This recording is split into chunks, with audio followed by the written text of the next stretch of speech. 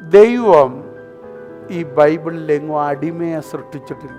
इस बाइबल में हम देखें परमेश्वर ने कहीं भी एक गुलाम का सृष्टि नहीं की. ദൈവം ആദ്യം സൃഷ്ടിച്ച രാജാവിനെ, परमेश्वर ने पहले ही एक राजा का सृष्टि किया. ആദ്യത്തെ മനുഷ്യനായ ആദാമിനെ ദൈവം സൃഷ്ടിച്ചത് അടിമയായിട്ടാണോ രാജാവായിട്ടാണോ? पहला मनुष्य आदम का परमेश्वर ने गुलाम मानकर या राजा मानकर उसकी सृष्टि की थी. രാജാവായിട്ടാ. എന്റെ കാരണം എന്താണെന്നറിയോ? उसका कारण क्या है? രാജാവിനെ സൃഷ്ടിക്കാൻ പറ്റും, അടിമയെ സൃഷ്ടിക്കാൻ പറ്റത്തില്ല. क्योंकि एक राजा सिर्फ एक राजा का ही सृष्टि कर सकता है. एक राजा कभी एक गुलाम की सृष्टि नहीं कर सकता. ഒരു അടിമയ്ക്ക് അടിമയെ ഉണ്ടാക്കാൻ പറ്റൂ. एक गुलाम ही दूसरे एक गुलाम की सृष्टि कर सकता है. ദൈവം ഇതുവരെ അടിമയായിട്ടില്ല. परमेश्वर कभी भी एक गुलाम नहीं बना.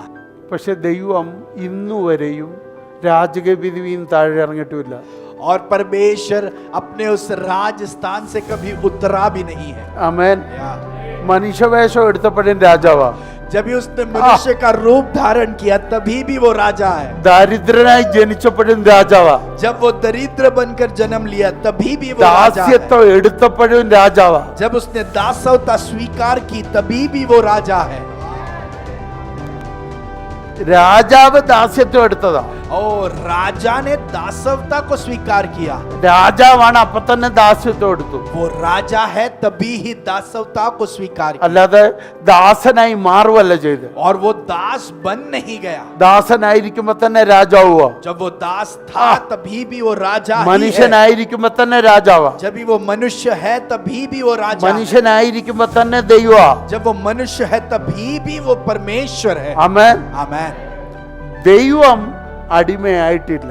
परमेश्वर कभी भी गुलाम नहीं बना. അതുകൊണ്ട് അടിമയെ സൃഷ്ടിച്ചിട്ടില്ല.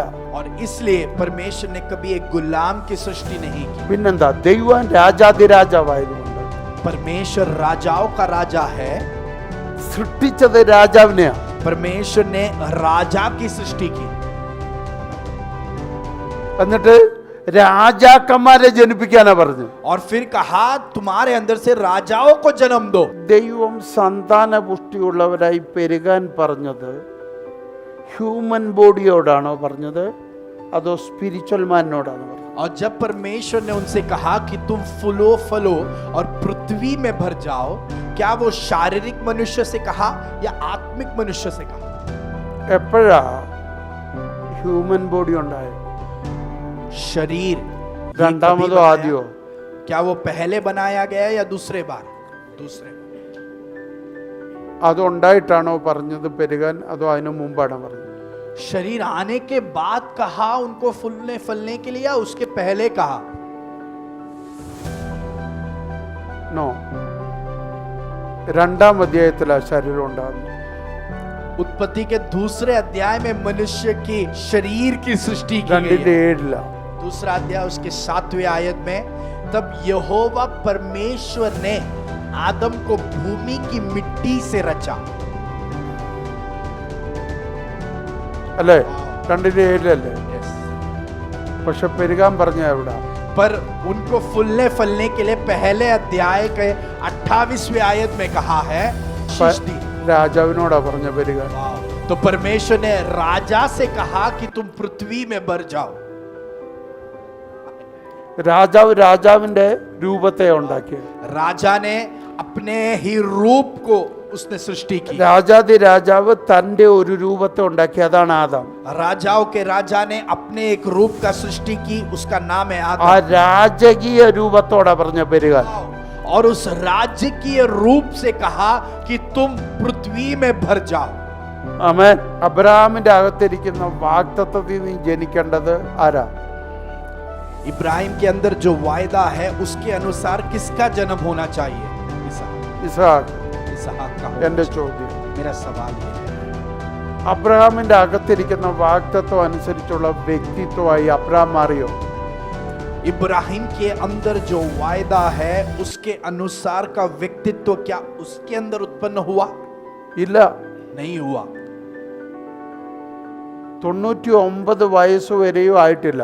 99 उम्र तक भी उसके अंदर वो व्यक्तित्व उत्पन्न नहीं हुआ. അതുകൊണ്ട് 99 വയസ്സ് വരെയും പുള്ളിയുടെ പേര് അബ്രാം എന്നാണ്. इसलिए 99 उम्र तक उसका नाम अब्राम है. അപ്പൊ 75 വയസ്സ് കഴിഞ്ഞപ്പോ ഒരു കുഞ്ഞ് ജനിച്ചു. तो 75 के एज में एक बच्चे का जन्म. ആർക്കാ ജനിച്ചത്? उसका जन्म, किसको वो जन्म हुआ? അബ്രഹാമിനോ അബ്രാമിനോ? क्या वो अब्राम को हुआ या इब्राहिम को हुआ? അബ്രാം ജഡത്തിലെ മനുഷ്യനോ ആത്മാവിലെ മനുഷ്യനോ? अब्राम जो है वो शारीरिक मनुष्य है या आत्मिक मनुष्य है? തേരഹിന്റെ മകനാണ് അബ്രാം. अब्राम तेरह का बेटा है. ജഡത്തിലെ സന്തതിയാ. वो उसके शरीर से जन्म लिया हुआ. ആത്മസന്തതിയായി മാറിയിട്ടില്ല. वो अभी तक वो आत्मिक संतान नहीं बना. ആത്മീയ സന്തതിയാകുമ്പോ അവന്റെ പേര് അബ്രഹാം എന്നാ. जब वो आत्मिक संतान बनेगा तब उसका नाम इब्राहिम അപ്പൊ होगा. ജഡത്തിൽ അവൻ ജനിച്ചിരിക്കുമ്പോ तो जब उसने शरीर तौर में जन्म लिया है, അവനെ നോക്കിട്ട് പറയുന്നു, उसे देखकर कहा गया നിനക്കൊരു മകൻ ജനിക്കും, तेरा एक संतान जन्म होगा. അവൻ ആകാശത്തിലെ നക്ഷത്രത്തെ പോലെ ആവും. वो आकाश की ताराओं के समान അപ്പൊ होगा. നിന്റെ അകത്തിരിക്കുന്നത് ആ നക്ഷത്ര തുല്യമായ സന്തതിയാണ്. तो तेरे अंदर जो है वो तारों के समान के संतान है. അപ്പൊ നിന്റെ അകത്തിരിക്കുന്ന ഒരു വ്യക്തിത്വത്തിനകത്തായി ഇസഹാക്കുള്ളത്. तो तेरे अंदर जो व्यक्तित्व है उसके अंदर इसहाक है അത് എന്റെ രൂപമാണ്. और उसका रूप मेरा है. ആ രൂപം പുറത്തു വരാതെ वो रूप जब तक ആ बाहर नहीं आएगा, ഇസഹാക്ക് പുറത്തു വരത്തില്ല. वो इसहाक उसमें से बाहर नहीं आएगा. ആമേൻ, ആമേൻ.